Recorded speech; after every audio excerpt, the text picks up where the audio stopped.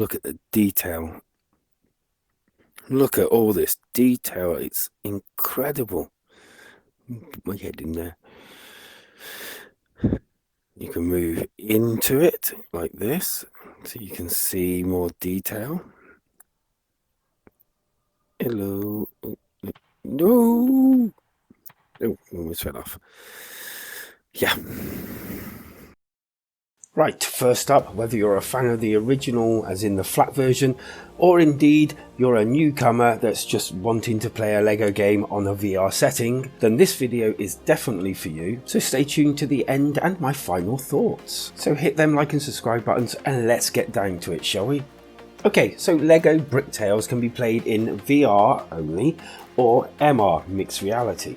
And as you all probably know me by now, I love mixed reality. I didn't know I loved it until I got the Meta Quest 3, but damn, I love it. And if there's a mixed reality version of any game, I will play that version only, or mainly. And LEGO Bricktales is no exception. As for the story, long story short, basically you have to go to all these different biomes, solving all sorts of LEGO based building problems in order to make people happy and collect a crystal called the happiness crystal. And this you take back to your, I believe, uncle, and basically you help him rebuild his theme park, which again you get to add your own little flair here and there depending on how good you are at building things with LEGO. I myself am not the greatest, but I do try, which is the main thing I believe. Each biome you visit are all different and they all have their own uniqueness about them, such as forests, deserts, medieval castles and the like. And I have to admit, some of these set pieces, more than I actually thought originally, looked kind of breathtaking. They were incredible in VR, and the way that you can actually just move yourself around them, inside them, but yeah, you can actually move your face in so that you can actually get a closer look, or you can like bring it towards you. And talking about moving it all towards you, the controls are actually pretty neat. There is a wristwatch that you can set different things, your settings and all, and change the look of your character, all sort of like just by looking at your wrist and just pressing a few buttons.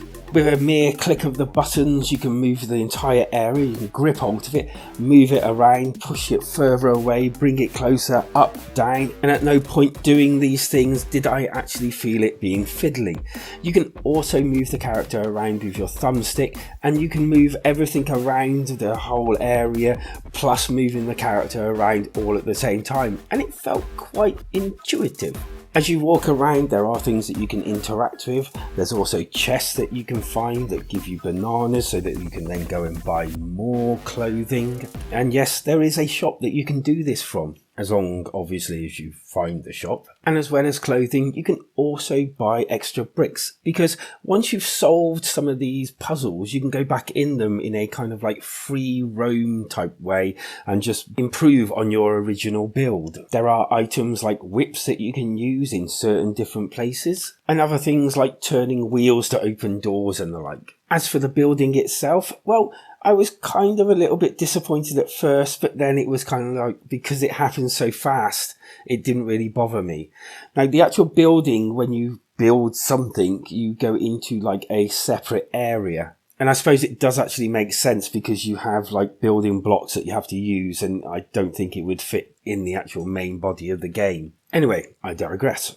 The actual building is done pretty darn well. You get a set of building blocks or bricks, and then it's up to you to work out how to build like a structure that's structurally sound, i.e. if you build a bridge, it has to be structurally sound in the middle, otherwise it will collapse. And although in these areas it's only a robot that tests these out, in the actual main body of the game, once you've done it, it'll be you or an NPC to take the tread.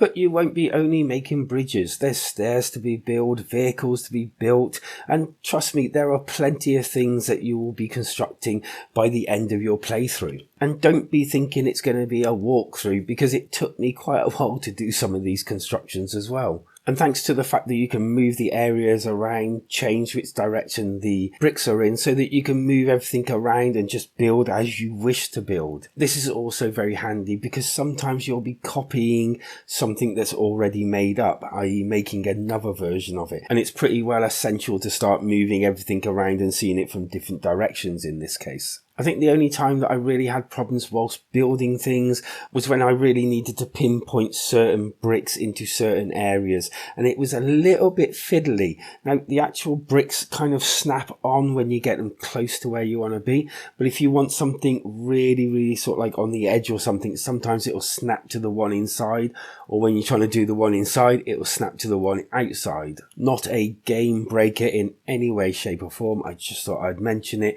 because there really isn't much to moan about on this game. But if I had to moan, I do have another one. And that's the fact that when it does certain things like the NPCs talk and things, I set my screen up so I've got it where I want it to be. But when certain cutscenes and things go, it will reset it further away than what I had it on, which meant I had to then pick it up and drag it back to where I wanted and reset it to where and which angles I wanted it at. Again, very much so not a deal breaker in the slightest.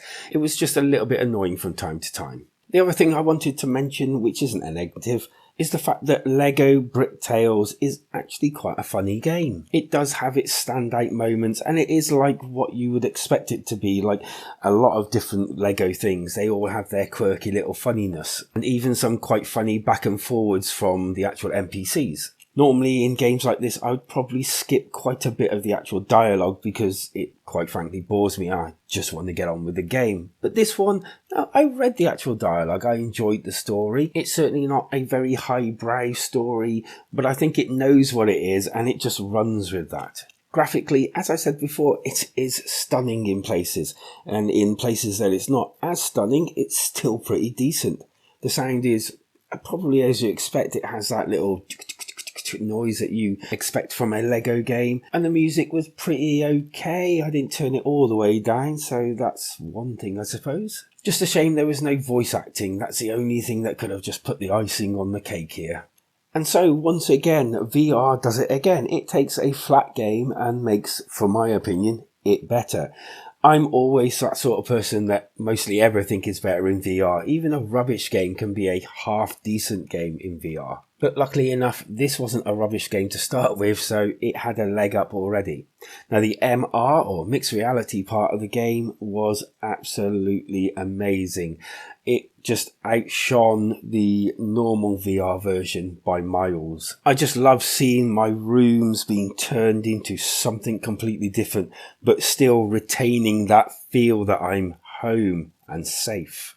The gameplay felt familiar, it felt good, it felt nice, it was kind of like a warm hug. The puzzles ranged from, for me, quite difficult to pretty darn easy, and that was okay, as the progression system to me kind of felt right. Although I must admit, talking about progression, I would have liked to have actually explored the areas a little bit more. And I can kind of see why they've done it, but you're kind of funneled down different routes. And while this didn't really break any immersion too much, I did feel that it was a bit of a wasted opportunity. But whichever way you look at it, Lego Bricktales is a marvellous game to play in VR. And to that, I am going to give it a 8 out of 10. It definitely is recommended. It's definitely fun, and it's definitely one that I'll probably go back to, if not just to try and build and find all the stuff that I've missed, as some of the collectibles are just randomly found, and some of them you will definitely have to work a bit for.